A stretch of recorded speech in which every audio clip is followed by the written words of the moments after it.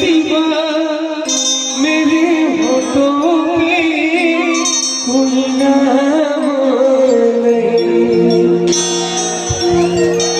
बन गया हूँ मैं तेरा दीवाना। धीरे धीरे से दिल को चुरा से प्यार हमें कितना जाने जाना। तुमसे मिलकर तुमको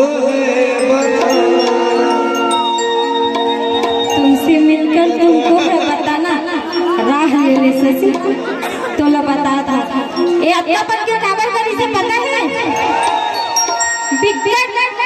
कहोगे जवाब दो, बिल्कुल जवाब दे जबर भी आए हैं। मैं जब तक टाइम के प्रोग्राम में आया हूँ हाँ बकवाल जवाब दे बिल्कुल।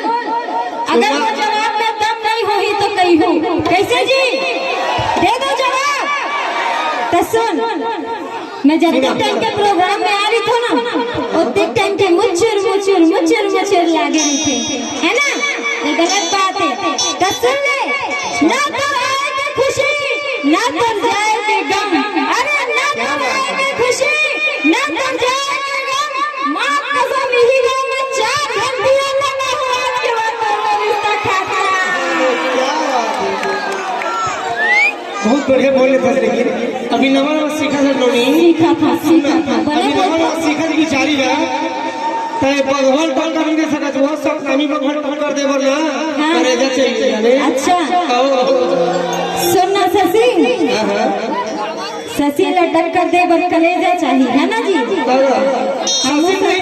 शशि ने नहीं सतनामी भगवान टोल कर दे बर करेजा चाहिए। अच्छा तो हम नौहन जी सतनामी से देखिए सतनामी बगुआ कहाँ की से पते नहीं चले है ना जी। सतनामी बगुआ से सतनामी शेरनी है ना। सतनामी शेरनी का आवाज क्या है ना तो कतरिक जोर से चिल्लाई सी तो शेरनी मन के आवाज से निकला थे निकला थे एक जन का निकला थे बाकी मन के नहीं निकला। अमर बगुआ मन के आवाज नहीं तो सुन ले तो साउंड में ज्यादा निकला थे। राह ले एक मिनट शांत।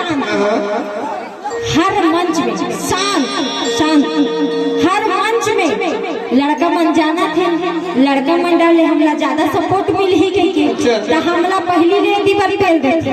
अगर तोर दम है तो एती के मन के जयकारा लगवा और एती वाले आवाज दिखाता जाना। तोर दम है तो चलो ठीक है आई हो कहां पर खाओ चल सामने है अपन बड़ी लगता परत होता मस्त गाना कहां बाबा जी खाने रिश्वत बिल्कुल नहीं। सतनामी शेरनी का भी रिश्वत नहीं ले। आशीर्वाद मांगा था मैं रिश्वत देवा था आशीर्वाद मांगा था बहनी बन जाएगा हमार महतारी बन जाएगा। बोलिए अपने पूज्य गुरु घोसीदास बाबा की। पहली का एक कंफ्यूज नहीं चला ऐसी कमन हाँ बोली कि नहीं तभी आवाज कम हो गई। सुनना बोल परम पूज्य गुरु घोसीदास बाबा की कहते थी बोले जय कर जय। सुनना अभी मस्त नवा गाना है का बता दे। बालक दास के चीजें हैं क्या बात है और सतनाम के दम पे जीते। अभी मत लेटेस्ट आए लेकिन हमारे महतारी मंदिर एक बात कहना चाहे शिल्पा कि 9 महीने कोख मलक थे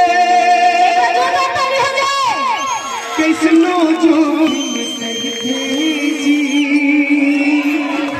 नव जन्म देखे तावला दाई कोनो कैथे जी बाप के पद की जुबान बनाते कैसनो अंगठा छापला सुख दुख माँ कहूँ कबू झन भूला माँ बापला झन भूलमा बापला झन भूलमा बापला। बहुत बहुत धन्यवाद। एक बार जोरदार